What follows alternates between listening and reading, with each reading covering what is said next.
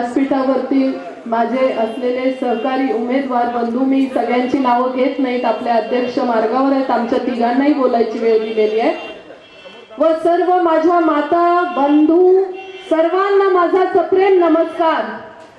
या वास्तूमध्ये नुकतेच आम्ही येऊन गेलो आणि इथे असलेल्या या परिसरात जेव्हा आम्ही सर्वांनी प्रचार फेरी केली तेव्हा लक्षात आला की या परिसरात जो काही विकास झालेला आहे 10-11 वर्षांमध्ये तो फक्त आणि फक्त भारतीय जनता पार्टीनेच केलेला आहे।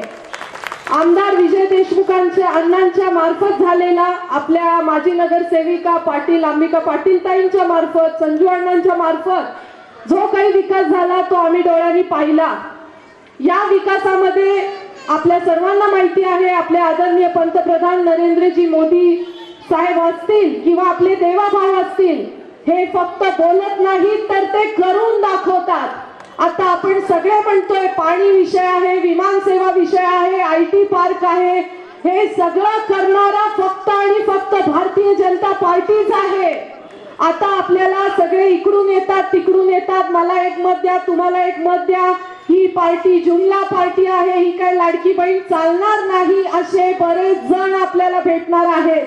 पण मला विश्वास आहे की माझ्या माता भगिनींना त्यांना देवाभाऊंनी दिलेली त्यांची लाडकी बहीण आहे त्याच्यावरती सुद्धा विश्वास असून ते फक्त आणि फक्त भाजपच्या शब्दावरती, त्यांच्या कामावरती विश्वास ठेवतील अशी मी आशा करते। नुकतेच आपल्या माननीय मुख्यमंत्र्यांनी आपल्याला आश्वासन दिलेलं आहे की या सोलापुरात मताधिक्याने जेव्हा भारतीय जनता पार्टी येईल तेव्हा या 1,500 ते 2,100 रुपये तर होतीलच, पण या सोलापूर मधून जास्तीत जास्त लखपती दीदी करायची संकल्पना सुद्धा आपल्या देवाभाऊंनी केलेली आहे।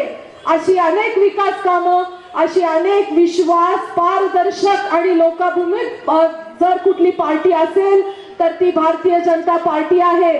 मला तुम्हाला सर्वांना सांगायचं आहे, माझ्या लाडक्या बहिणींना सांगायचं आहे की लाडक्या बहिणींनो, तुम्ही देवाभाऊची आता वेळ आलेली आहे। भारतीय जनता पार्टीला आज सगळ्या आपल्या बंधूंना सांगायचंय की अरे कुठं फिरतो फिर, कुठे जातो जा, आपण बटन फक्त आणि फक्त कमालचं दाबायचं आहे।